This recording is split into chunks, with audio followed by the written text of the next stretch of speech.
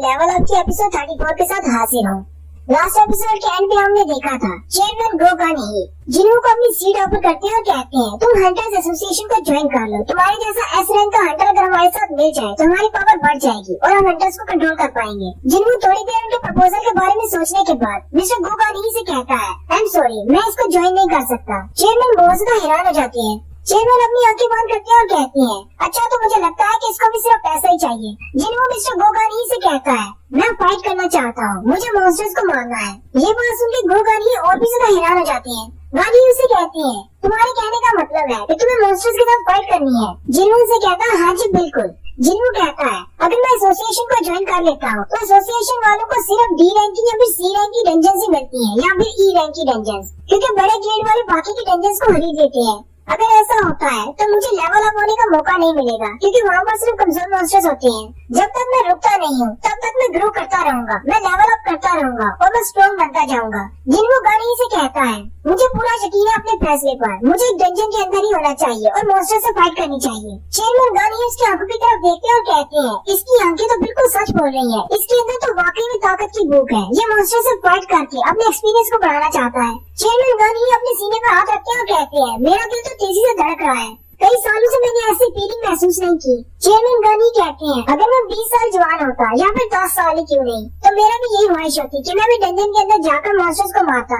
जिन्हों खड़ा हो जाता है कहता है मेरी सिस्टर घर पर अकेली है, मुझे जल्दी से घर जाना होगा। चेयरमैन गानी उसे कहते हैं मुझे टाइम देने के लिए तुम्हारा शुक्रिया। जिन्हों मिस्टर वुजिन के पास से गुजरते हुए उनसे कहता है आपका हिसाब बिल्कुल गलत नहीं था।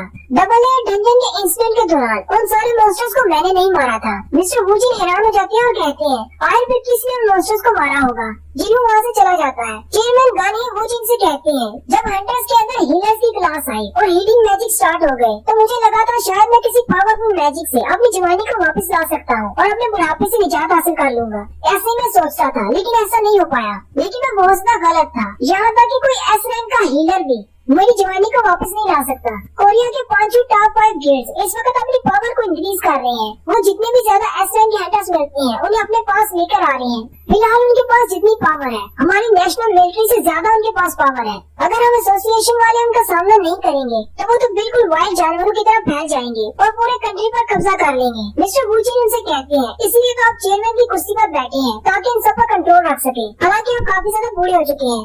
मिस्टर चेयरमैन उसे कहते हैं अगर एसोसिएशन को मेरी जरूरत है तो मैं हर वक्त वहाँ पर मौजूद रहूंगा। लेकिन साथ ही चेयरमैन कहते हैं मुझे लगता है कि मैंने गलत किया है। हंटर्स को डंजन के अंदर रहना चाहिए, मुझे भी डंजन के अंदर होना चाहिए था। चेयरमैन वुजिन से कहते हैं मेरी आज की सारी मीटिंग्स को कैंसिल कर दो। वुजिन उनसे कहता है लेकिन आज आपके मिनिस्टर्स के साथ मीटिंग है। चेयरमैन उसे कहते हैं आज मैं काफी ज्यादा अच्छे मूड में हूँ, मैं नहीं चाहता कि मिनिस्टर से मिलकर मैं अपने मूड को खराब कर दूं। चलो मैं और तुम जाकर कहीं पर ड्रिंक करते हैं। मिस्टर वुजिन उनसे कहते हैं मैंने कभी ज्यादा पिया नहीं, क्या अभी भी मेरे साथ पीना चाहेंगे। चेयरमैन उसे कहते हैं कोई बात नहीं, चलो चाय का पीते हैं। चेयरमैन काफी ज्यादा खुश होते हैं और कहते हैं जिन्होंने तो मेरे अंदर का एक जवान इंसान जगा दिया, उसकी वजह से मुझे फीलिंग हुई कि डंजन के अंदर मॉन्स्टर्स को मारना कैसा है। नेक्स्ट सीन डांगसू का दिखाते हैं। डांगसू को मार पड़ रही होती है जिन्हों के फादर से। डांगसू जख्मी हालत में हॉस्पिटल के बेड पर लेटा होता है और उसे सारी बैक फ्लैश मेमोरी याद आ रही होती है कि कैसे उसे मार पड़ी है। जिन्हों के फादर उसे बुरी तरह पीट रहे होते हैं। उसी वक्त उसकी आंख खुल जाती है। डांगसू की जैसी आंख खुलती है वो हॉस्पिटल के बेड पर पटियों में लिपटा पड़ा होता है। कहता है क्या मैं एक सपना देख रहा था। डांगसू के पास इन्वेस्टिगेशन ऑफिसर आते हैं। डांगसू उनसे कहता है तुम्हें मुझसे क्या पूछना है, अगर कुछ जरूरी नहीं है तो यहाँ से दफा हो जाओ। इन्वेस्टिगेशन ऑफिसर कहते हैं मुझे तुमसे कुछ डायरेक्टली पूछना है। वो बंदा जिसका नाम संग इलवान है जिसको तुम इन्वेस्टिगेट कर रहे थे, क्या वो वाकई में एक मॉन्स्टर था। डांगसू ऑफिसर से कहता है तुम्हें क्या लगता है कि मैंने एक सिविलियन पर अटैक किया, वो एक मॉन्स्टर था, मैंने तुमसे कहा ना। ऑफिसर के पास एक पैड होता है और उसे कहते हैं हमारे पास उस दिन की वीडियो है, हमने सब कुछ रिकॉर्ड किया है। उस दिन बिल्डिंग के डिस्ट्रॉय होने के बाद जिस बंदे को तुम मॉन्स्टर कह रहे हो उसने बहुत सारे इंसानों की जान बचाई। मैंने आज से पहले किसी मॉन्स्टर को इंसानों की जान बचाते हुए नहीं देखा। क्या तुम अब भी उसे एक मॉन्स्टर कहना चाहोगे। डांगसू ऑफिसर से कहता है क्या तुमने कभी सुना है कि कोई इंसान किसी डंजन से 10 साल बाद बाहर आया हो। ऑफिसर डांगसू की बात सुनकर खामोश हो जाती है। डांगसू से कहता है मुझे कोई शक नहीं, वो एक मॉन्स्टर है। इन्वेस्टिगेशन ऑफिसर उसे कहती है जैसे ही तुम ठीक हो जाओ ब्यूरो आ जाना, बहुत सारे पेपर्स हैं जो हमें हैंडल करने हैं। ऑफिसर के जाने से पहले डांगसू से पूछता है उस आदमी का क्या हुआ, वो कहाँ गया। ऑफिसर उसे कहते हैं तुम्हारी फाइट के बाद पता नहीं वो कहाँ चला गया, वो गायब हो गया। हमारी इन्वेस्टिगेशन टीम उसको इन्वेस्टिगेट कर रही है, हम उसे ढूंढ रहे हैं, लेकिन हमें नहीं लगता कि हम किसी ऐसे मॉन्स्टर को ढूंढ सकते हैं जिसने एक एस रैंक के हंटर डार्कसू को मारा हो। ऑफिसर के वहाँ से जाने के बाद डार्कसू कहता है, ये तो बहुत ही शर्मिंदा करने वाली हार थी, और उसी वक्त एक बैकफ्लैश सीन उसे याद आता है। जिन्हों के फादर उसके सामने खड़े होते हैं और उसे कहते हैं, दोबारा कभी कोरिया में अपनी शक्ल मत दिखाना, मेरे बेटे के लिए नहीं बल्कि अपने लिए, क्योंकि अगर तुम कोरिया में वापस आती हो तो मैं तुम्हें मार डालूंगा, और मैं तुमसे वादा करता हूँ मैं तुम्हें ऐसी मौत दूंगा कि तुम्हारी आंखें बंद नहीं होंगी लेकिन तुम मर जाओगे। डार्कसू कहता है, मरने के बाद भी मेरी आंखें बंद नहीं होगी। उसने मुझे ऐसी धमकी देने की हिम्मत कैसे की?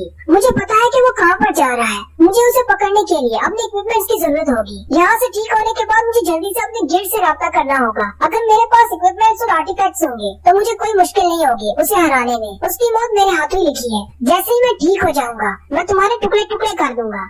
नेक्स्ट सीन में जिन्हों अपने अपार्टमेंट में अपने रूम में बैठा होता है और अपनी ऑनलाइन विंडो खोलकर बैठा और कहता है, एक हंटर के लिए इक्विपमेंट सबसे ज्यादा जरूरी होते हैं। हमारे कंट्री में हजारों के हिसाब से हंटर्स हैं, इसलिए उन सब हंटर्स को इक्विपमेंट्स प्रोवाइड करने के लिए ऑनलाइन या ऑफलाइन मार्केट्स होती हैं, जहां से हम लोग इक्विपमेंट्स को खरीद सकते हैं और बेच भी सकते हैं। जितने ज्यादा अच्छे इक्विपमेंट्स होंगे हंटर्स डंजन के अंदर उतने ही ज्यादा सेफ होंगे, और जितना ज्यादा इक्विपमेंट अच्छा होगा वो उतना ही ज्यादा महंगा होगा। इसीलिए डी रैंक के या फिर ई रैंक के हंटर्स के लिए इक्विपमेंट खरीदना बहुत ज्यादा मुश्किल है। जिन्हों कहता है, यहाँ पर तो बहुत ही महंगे महंगे इक्विपमेंट्स हैं, मेरे पास जितनी भी सेविंग्स है मैं उनके साथ इन इक्विपमेंट्स को नहीं खरीद सकता, और मुझे लगा था कि मेरे पास काफी सारा पैसा है। जिन्हों कहता है कि डीमन कासल के अंदर फायर टाइप मैजिक काम नहीं करता, क्योंकि वहाँ पर सारी फायर टाइप फील्ड है। इसके अलावा जैसे जैसे मैं ऊपर की तरफ जाता जा रहा हूँ वहाँ पर फायर की इंटेंसिटी बढ़ती जा रही है। मुझे अच्छी इक्विपमेंट्स की जरूरत है जिससे मेरी बॉडी जले ना।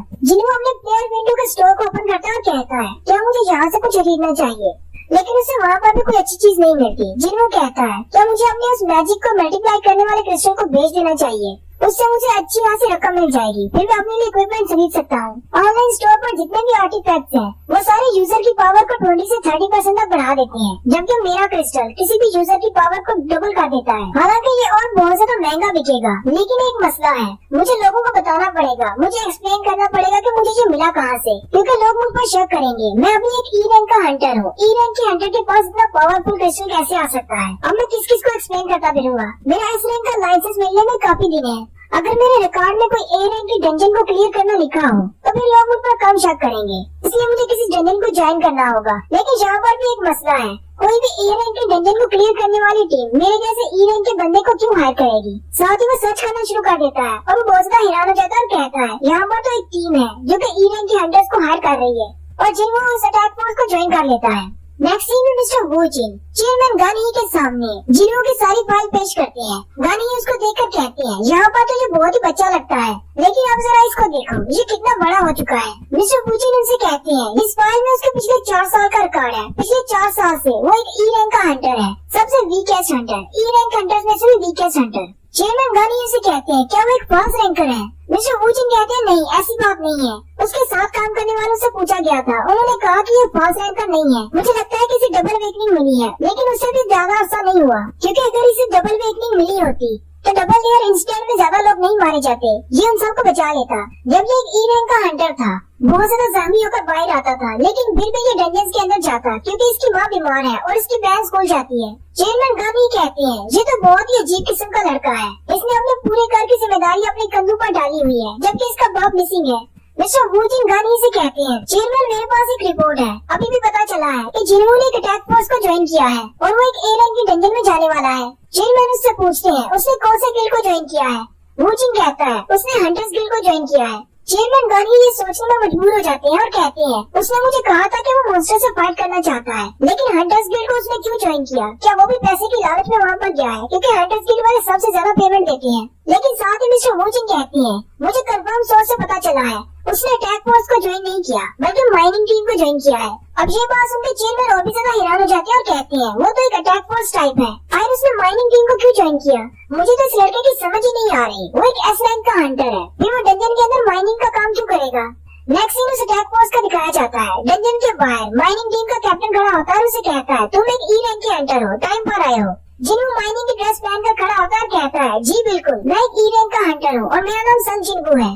और यहीं पर हमारी एपिसोड 34 का एंड होता है। एक्सप्लेनेशन अच्छी लगी तो कमेंट करके जरूर बताएं। चैनल को सब्सक्राइब कर दें, वीडियो को लाइक और शेयर कर दें। शुक्रिया।